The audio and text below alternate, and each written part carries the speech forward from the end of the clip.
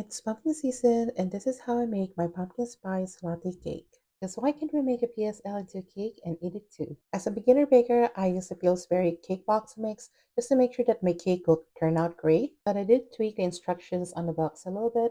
Instead of oil, I'd use pumpkin puree, and instead of water, I added a cup of whole milk instead.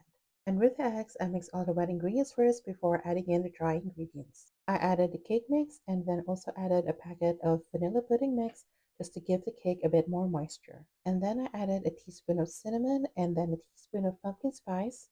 And I mixed them all together until the batter is smooth but did not overstir. I transferred them to baking pans and was able to make one 6-inch cake and two 4-inch cakes. And I'll be saving the 6-inch cake to make cake pops later, which I'll share in a separate video. And while I wait for the cakes to cool down, I'm making the frosting. First, I'm whipping a block of cream cheese and half a cup of brown sugar together. And then I'm adding 2 teaspoons of espresso powder and also adding a teaspoon of vanilla extract, followed by half a cup of powdered sugar and 16 fluid ounces of heavy cream. I forgot to film it, but I also added a packet of vanilla pudding mix and mix it all together until I got this consistency. One of the 4-inch cakes that I baked was thicker than the other, so I was able to cut that in half and turn this into a 3-layer cake.